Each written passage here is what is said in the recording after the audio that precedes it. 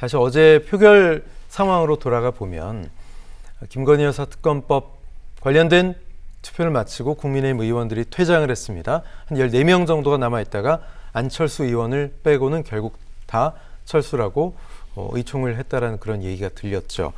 자, 그리고 이제 김혜재 의원이 합류를 했고 김사욱 의원이 투표를 하면서 김사욱 의원은 눈물을 또 흘리면서 인터뷰하는 모습까지 있었습니다. 자, 그래서 김대희 기자, 일단 탄핵안 표결에 불참하겠다는 거, 이거는 어떤 가부를 떠나서 국민들의 대표로서 본인들이 스스로 내 의무를 하지 않겠다, 이런 얘기로 볼 수 있는 거 아닙니까? 그렇습니다. 그리고 뭐 아까 계엄군이 앞으로 있을 수 없다라고는 했지만 지금 국회 의총에서 보여준 상황처럼 물론 뭐 물리적으로 이렇게 못 나가게 하진 않았다고 했지만 지금 해석되는 거는 뭐 물리적 감금이든 심리적 감금이든 투표를 할 수 없는 분위기를 조성해서 나갈 수 없었다는 부분 때문에 2차 계엄도 그럼 또 발생될 수 있지 않을까 하는 우려가 완전히 사그라들 수는 없는 상황을 좀 대표적으로 대변한다고 생각을 하는데요. 뭐 옷이 찢겼다 이런 얘기도 들렸고요. 예, 맞습니다.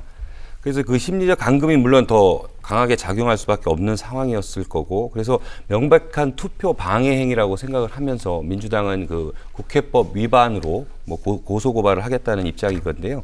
그 국회 본회의 투표 일정에 맞춰서 이뤄진 의총이란 점도 국민의 입장에서는 이해할 수 없는 부분이었습니다. 철저하게 뭐 봉쇄된 상황에서 비공개로 이루어졌기 때문에 그 의총 내부에서 또 어떤 사안을 논의했는지도 불투명한 건데요. 민주당 측에서는 국회법을 위반해서 본회의를 방해할 의도가 있었는지 그런 부분을 뭐 수사할 것이라고 합니다. 그 감금 사태 얘기를 해서 제가 좀 첨언을 드리면 저도 한번 취재를 해봤습니다. 근데 그 감금 사태, 그러니까 물리적인 감금 사태는 없었다고 합니다. 이건 좀 팩트라고 해요. 그러니까 뭐 옷이 뭐 찢기고 이거는 그 솔직히 잘 모르겠고요. 네. 그런데 그 국민의힘이 의총을 원래는 그 자정까지, 의총이라는 게 뭡니까? 의원들의 총의를 모아가지고 뭔가 그 계획을 짜고 어떤 플랜을 짜는 건데, 의총을 원래는 당초에는 12시, 그러니까 자정까지 이루어질 예정이었는데 우원식 국회의장이 그 9시 40분이었죠. 예, 그때 종료를 하면서 의총도 다 종료가 됐다고 그래요. 그러면서 하는 얘기가 거기서 뭐 특별한 이유는 없었다. 다만 물리적인 감금은 없었지만 그 김대희 기자 얘기한 대로 그 심리적 감금 상태, 그러니까 심리적인 그 어떤 압박, 위축은 좀 느꼈다라고 합니다. 그러니까 거기 어떤 그 정해져 제한되어 있는 공간 속에서 과연 나갈 수 있었을까? 이런 좀 의문도 좀 들고요. 그 국회의원 개개인에게 좀 그 기대할 수 있는 것들, 그런 것들 많이 있을 텐데 일각에서는 또 이런 식으로 얘기를 해요. 그 이런 것들을 정당법 위반이다라는 차원에서 그 민주당 쪽에서는 이거를 뭐 고소를 할 생각도 있는 것 같아요. 그러니까 사법적인 판단을 통해서 이 정당법 위반이니까 이 국회의원들을 압박하고 그 감금한 게 문제가 있다라고 얘기를 하고 있는데, 또 다른 정당들, 또 다른 야당들은 오히려 그런 것들이 국민의힘 의원들, 그러니까 투표를 참석 안 한 국민의힘 의원들에게 면죄부를 주는 거일 수도 있다. 오히려 그런 식으로 또 해석을 하고 있습니다. 네. 자, 어제 투표 불성립으로 탄핵 소추안이 자동 폐기가 됐습니다. 더불어민주당 측 그리고 야6당은 다시 한번 탄핵을 추진하겠다라는 강한 의지를 갖고 있는데, 그대로 올릴지 아니면 조금 안건을 손보고 정리해야 될지 뭐 그런 판단에 대한 이야기들도 흘러나오고 있습니다. 자, 김대희 기자, 어떻게 보십니까? 다시 한번 뭐 시기는 아까 뭐 빌드업 이런 이야기도 좀 나왔습니다만 적당한 시기를 또 보고 분명히 야6당 측에서 다시 한번 탄핵소추안을 발의할 것으로 보이는데, 안건에 대한 약간의 조정이나 손봄도 있을 것 같으세요? 어떻게 보십니까? 조정은 일부 되겠지만 뭐 큰 폭의 변화는 없을 거라고 생각합니다. 지금 가장 중요한 건 아까 뭐 저희 심리적 감금 얘기했듯이 그 여당 쪽을 야당이 얼마나 잘 설득하느냐의 문제인데, 지금도 뭐 부장님 짜장면 시키시는 문제라든가 이런 아주 정말 올드한 문제인데, 그런 게 그 이런 당 일각에서 그 내부에서 벌어질 수 있다는 게 과연 그걸 또 국민들이 받아들일 수 있는가라는 문제도 있고요. 그렇기 때문에 뭐 젊은 의원들이든 아니면 소장파 의원들이 조금 더 그런 부분에서 자기 의견을 피력하는 게 국민의힘 입장에서도 조금 앞으로 나갈 수 있지 않나라는 생각이 드는 거고요. 그다음에 지금 말씀하셨던 부분은 박찬대 원내대표가 이제 따박따박 일정이라고 얘기했던 게, 한 회기 동안은 한 그 소추안에 대해서만 발의를 할 수가 있습니다. 그렇기 때문에 일주일 단위로 쪼개기 때문에 이제 따박따박 추진 일정을 내놨다고 하는 건데요. 또 이재명 대표 크리스마스 선물이 아까 말씀드린 대로 21일이 아마 이제 마지노로 뒀다는 생각이 드는 건데, 원내대표는 매주 토요일 탄핵과 특검을 따박따박 될 때까지 추진하겠다 이런 말을 수차례 했습니다. 네. 당장 이번 주 11일 날 탄핵 소추안을 재발의하고 14일 날 두째 표결이 이루어질 예정이라고 확인됐습니다. 일단 14일 표결은 현실화될 가능성이 매우 크다는 게 오늘 오전까지의 언론 보도 상황도 다 그걸 증명하고 있습니다. 중요한 건 앞으로 잘게 쪼개서 회기를 일주일 단위로 탄핵 일정을 밟겠다고 이해하시면 되는데요. 국회법상에서는 아까 말씀드린 대로 이제 임시회기로 이제 일주일 단위로 회기를 나눠서 진행하게 되면 국회법상으로는 문제는 없습니다. 그리고 이제 토요일 날 맞춘 건 아까 말씀드린 것처럼 광화문 집회라든가 여의도 집회라든가 이제 국민들이 대거 나오는 행동에 맞춰서 시너지를 내겠다는 뜻으로 해석을 하면 될 것 같습니다. 앞으로 근데 토요 집회 같은 경우에는 굉장히 지금 전국적으로 다 버스가 매진될 정도로 상당히 좀 열정을 갖고 계신 분들이 많다는 후문입니다. 지금 말씀하신 것처럼 민주당 쪽에서는 회기를 달리하는 동일한 탄핵소추안 표결에 계속 붙일 수 있다는 입장인데, 법조계에서는 또 약간 시각이 엇갈리는 그런 주장도 나오고 있습니다. 이미 부결된 탄핵소추안을 동일한 사안으로 무한정 또 발의하는 건 전례도 없고, 또 대통령 임기 내내 같은 일이 반복되는 것이 국가적으로 상당히 소모전 낭비일 수 있다.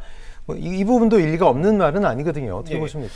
그러니까 말씀하셨듯이, 그러니까 민주당 쪽 좀 취재를 해보면, 그러니까 안건 내용은 그렇게 중요한 건 아니다라고 얘기를 해요. 그러니까 크게 손 보지는 않고 이대로 갈 가능성이 많긴 한데, 앵커가 얘기해 주신 대로 한번 어떤 표결이 안 됐다든지 부결된 걸 그대로 올리느냐, 그건 좀 한번 제가 취재를 한번 해보겠습니다.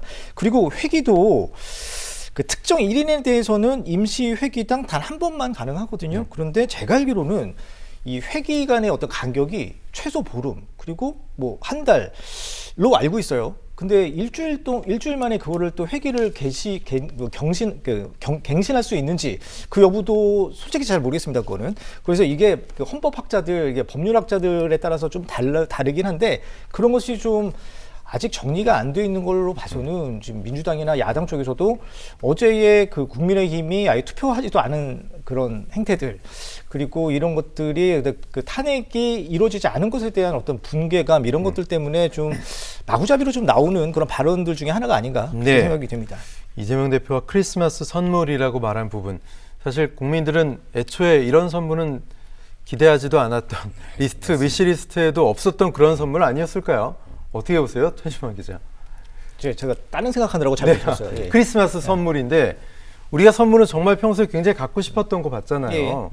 근데 비상계엄 이런 거 사실 꿈도 못 꿨던 일인데 발생을 했고, 그거 이제 해결되고 탄핵되는 게 선물이야. 국민들은 다른 선물 받고 싶지 않았을까요? 아니, 크리스마스는 예수님 생일인데 왜 선물을 예수님한테 드려야지. 농담으로 드린 얘기고요. 그러니까 그만큼 이 국민들의 염원, 이런 것들이 선물로 포장돼서 얘기했다고 좀 보여집니다.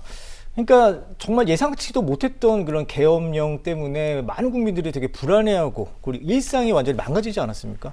그런 차원에서 일상 회복력 차원에서 이런 것들이 빨리 시급하게 이루어져야 되는데, 저는 그래요. 그러니까 국민의힘 여당이 생각하는 게 이런 거 있지 않습니까? 어제 탄핵을 부결하는 거, 그러니까 참석을 안 했던 이유가 전국이 어떻게 될지 모른다, 불안정할지도 모르기 때문에 자기네들은 참석을 하지 않았다라고 하는데, 많은 국민들이 여기에 대해서 찬성을 할까요? 오히려 지금 문제가 있는 대통령, 계엄령을 아무런 이유 없이 내세웠던 그 대통령에 대해서 직무정지를 하는 게 오히려 더 마음적으로 더 안정되지 않을까 싶다는 생각도 솔직히 듭니다.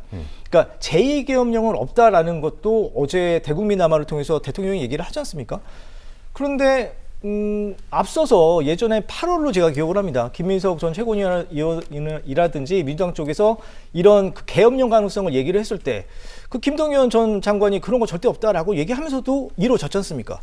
그런 차원에서, 그런 맥락에서 본다면 이번 제2계엄령 없다라고 했는데 그거를 고지고대로 믿기는 어려운 거죠. 그러니까 일상적으로 또 제2계엄령이 이루어지겠어라고 하지만 앞서 정말 어처구니 없는 일이 일어났기 때문에 이번에도 그럴 수 있겠네라고 합리적인 의심을 할 수가 있는 거죠. 네, 제가 아까 2차 계엄에 대해서 국민들이 좀 안심을 해도 된다란 의도보다는 안심하셨으면 좋겠다. 이제 그런 일이 일어나지 말았으면 하는 바람을 좀 전해드렸다는 거 다시 한번 말씀드리고요. 자, 앞으로 다시 탄핵소추안이 투표대에 올라간다면 과연 국민의힘 의원들이 계속해서 불참할 것인가. 사실 국민들이 그 부분에 대해서 상당히 분노했는데 국민의힘 입장에서도 표결 자체를 완전히 배제하는 것도 이제는 상당히 부담이 앞으로 생길 것 같다는 생각이 드네요. 맞습니다. 네. 지금 이재명 대표 뭐 선물 얘기를 저희가 오늘 자주 네네. 하는데 아까 앵커께서 말씀하신 것처럼 크리스마스 선물은 어느 정도 그걸 받을 사람한테는 예견은 돼 있습니다. 그래서 네. 그게 뭐 제2차 계엄을 막는다든가라는 게 원래 생각했던 선물이라면 21일 날까지 뭐 더 준비했다라는 거는 더 큰 선물을 준비했다는 의미인데 그렇게 되면 그게 뭐 가결이라든가 아니면 확대해서 뭐 직무정지라는 것까지 주겠다라는 게 아마 이재명 대표의 보관이 아니었을까라는 생각을 하고요.